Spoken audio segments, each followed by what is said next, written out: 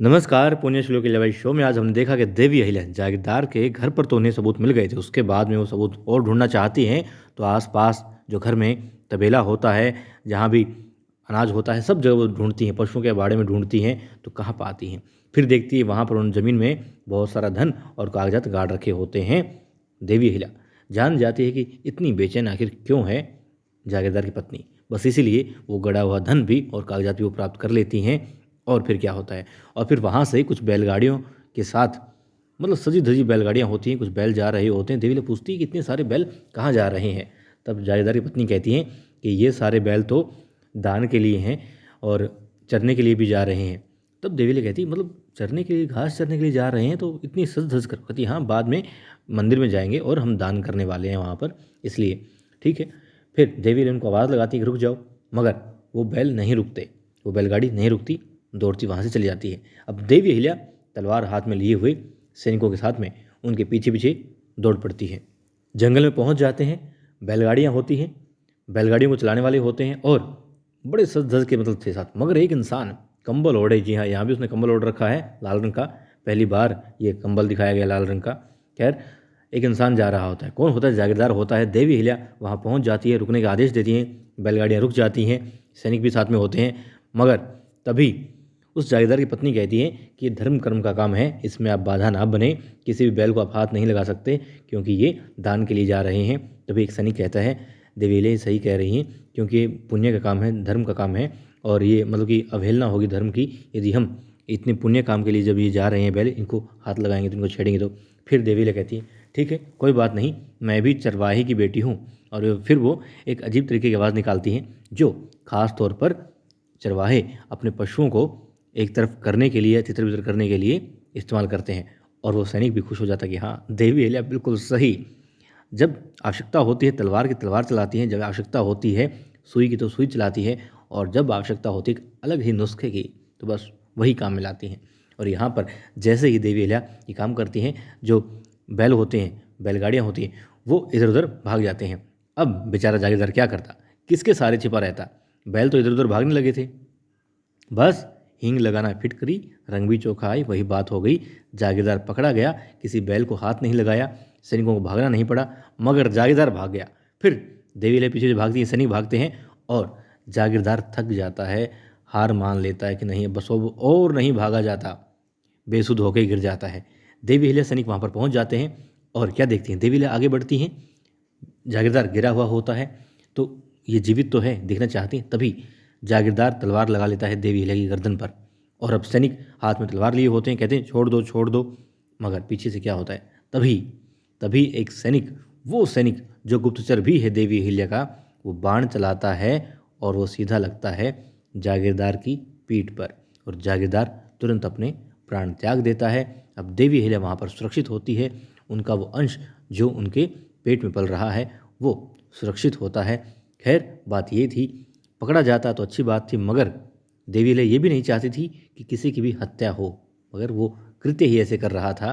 देवी अहिल्या की गर्दन पर उसने तलवार रख दी थी, इस वजह से सैनिक ने उसको मजबूरीवश मारना पड़ा। और वहाँ से वो लोग खाली हाथ तो नहीं आए, सबूत ले आए, मगर यदि जागीरदार आता तो और अच्छा था। अब शारजा भी वहाँ पर पहुँच जाती है और कहती है देवी अहिल्या आप जब जल्दी से घर जाओ और युवराज खंडेराव को उनके पिता बनने की खुशखबर सुनाओ। पालकी तैयार होती है, मतलब वो तो जेब में जैसे पालकी लेके साथ घूम रही थी, हर जगह पालकी साथ रखती है कि जाओ अहिल्या जाओ, खुशखबरी सुनाओ जा करके, जाओ महल में।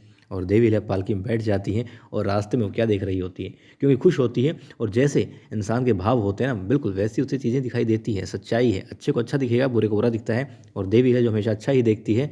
खैर, हमें भी अच्छा ही देखना चाहिए। और अब देवी अहिल्या आसपास के वातावरण को निहारती हुई जाती हैं तो क्या पाती हैं, एक बच्चा रो रहा होता है, छोटा सा बच्चा होता है, उसकी माँ की गोद में होता है। फिर उसके पिता उस बच्चे को अपनी गोद में ले लेते हैं, चुप करवाने की कोशिश करते हैं।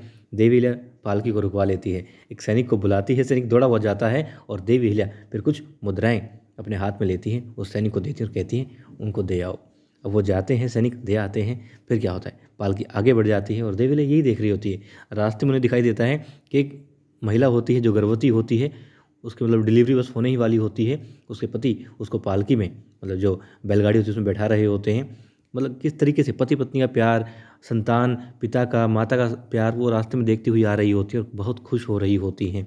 अब वो महल की तरफ आगे बढ़ रही हैं खुशखबरी सुनाने के लिए। और वहाँ महल में क्या हो रहा होता है, महल में युवराज और गौतम भाई सरकार बातें कर रहे होते हैं। तभी मतलब उनको बताना चाहती है कि युवराज, मैंने तुम्हें इसलिए बुलाया है, मैं तुमसे बहुत खास बात करना चाहती हूँ, मैंने तुम्हारे बारे में कुछ सोचा है। तभी आ जाती है द्वारका साहिब और कहती है, अक्का साहब मैं इनको ले आई। और गावड़ेकर साहब बिल्कुल खुश हैं, राजी हो गए, इन्होंने वो बात मान ली, स्वीकार कर ली, बहुत खुश हैं ये। अब गौतम भाई सरकार कहती है, अरे ये क्या कर दिया। वो कहती है, इतनी भी क्या जल्दी थी। कहती अक्का साहब, साइड में बुलाती है, कहती है मुझे बात करनी है। आती है अक्का साहब और कहती है, देखो जो करना था कर दिया, सही है, आप चिंता मत कीजिए। अब युवराज शंका में, वो पूछते हैं क्या बात हो रही है। तब वो कहती हैं कि मैंने तुम्हारे लिए एक लड़की पसंद की है, पार्वती, मैं उसके साथ तुम्हारा विवाह करवाना चाहती हूँ। युवराज खंडेराव गुस्सा हो रहे होते हैं, मतलब कि, लेकिन फिर क्योंकि माँ है और दूसरों के सामने भला गुस्सा कैसे कर सकते हैं, थोड़ी समझ वहाँ पर रखते हैं। अब द्वारकाबाई साहिब को तुम्हें सरकार बात कर रही होती है और युवराज चिंतित नजर आ रहे होते हैं। तो गावड़े साहब पूछते हैं, सब ठीक तो है, युवराज खुश है ना शादी से। तभी तभी द्वारकाबाई साहिब कहती है, हाँ बिल्कुल, और युवराज तो अपनी माता के से बाहर कहीं जाते ही नहीं, खुश है, इन्होंने हाँ कर दी है। और उनके पास जाके कहती है फिर, क्योंकि देखिए अक्का साहब ने आपको वचन दिया था और युवराज अपने वचन के पक्के हैं, इनको इनकी माता ने वचन दिया तो भला उससे कैसे पीछे हट सकते हैं। और फिर युवराज कहते हैं कि आई, आपकी बात मैं आंख मूंद कर माना करता, मुंह बंद करके स्वीकार कर लिया करता। क्यों? मुझे लगता है कि आप मेरे भले के लिए करती हैं, मेरी माँ है, और आज वाली भी स्वीकार कर लूँगा। मगर अब वहाँ से युवराज चले जाते हैं। द्वारकाबाई साहेब बधाई देनी आरंभ कर देती हैं, बहुत खुश है, बहुत खुश है, सबको बधाई हो, शादी पक्की हो गई है, युवराज खुश हैं, मान गए हैं। ठीक है, गावड़े साहिब बधाई देते हैं, आशीर्वाद लेती है पार्वती, द्वारकाबाई साहिब और गौतम सरकार उसको आशीर्वाद देती हैं। और फिर युवराज जब अपने कक्ष में चले जाते हैं तो वहाँ पीछे पीछे जाती है दौड़ती हुई उनकी माँ गौतम सरकार को कहती हैं, युवराज क्या हुआ, क्या देखती हैं। वो देखती हैं युवराज गुस्से में होते हैं, दुखी होते हैं और अपने मुक्के जो हैं दीवार पर मार रहे होते हैं। फिर वो कहती हैं, खंडेराव ये क्या कर रहे हो। कहते हैं, आपको नहीं पता, आप ऐसा कैसे कर सकती हैं, मैं देवी अहिल्या से कितना प्यार करता हूँ। वो कहती, मैंने तुम्हारे अच्छे के लिए किया है, तुम दुखी थे, तुम अकेले थे। वो कहते, मैं दुखी नहीं हूँ, अकेला नहीं हूँ, किसने कहा आपसे, और यदि हूँ तो भी अहिल्या के कारण नहीं।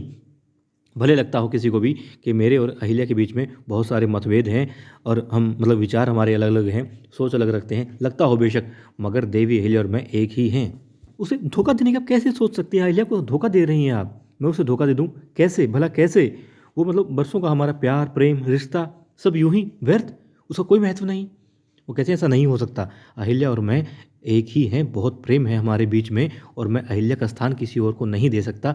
आई साहेब आप समझते क्यों नहीं, मैं इस चीज़ की कल्पना भी नहीं कर सकता, सोच भी नहीं सकता, विचार भी नहीं कर सकता कि देवी अहिल्या का स्थान मैं किसी और को दे दूंगा, नहीं, ये संभव नहीं है। फिर गौतम सरकार कहती है, लेकिन मैंने तो मतलब हाँ कर दी है, युवराज तुम्हारे भले के लिए किया है, तुम दुखी रहते हो, मुझसे ये बर्दाश्त नहीं होता। युवराज कहते हैं, किसने कहा था मैं दुखी हूँ, कैसे लगा आपको, और ये कारण देवी अहिल्या की वजह से नहीं है, मैं देवी अहिल्या से बहुत प्रेम करता हूँ। और अब पेड़ों की छाँव में होते हैं गुन्नू जी अपने एक साथी के साथ में, और साथी बताता है कि जागीरदार मारा गया और देवी अहिल्या के हाथ में सबूत लग गए हैं। अब गुन्नू जी बेचारे पसीने छूट रहे होते हैं, उनके पूछते हैं, जागीरदार ने मरने से पहले मेरा नाम तो नहीं लिया ना। वो कहते नहीं, शायद नहीं लिया, क्योंकि उसके पास इतना वक्त ही नहीं था, सब कुछ एकदम अचानक से हो गया।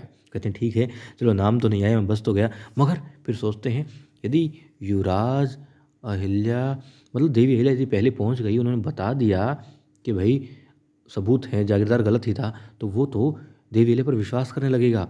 और गुन्नू जी सोचते हैं, गुन्नू जी पर युवराज खंडेराव विश्वास नहीं करेंगे, ये तो बहुत गलत बात हो जाएगी, कुछ ना कुछ करना पड़ेगा।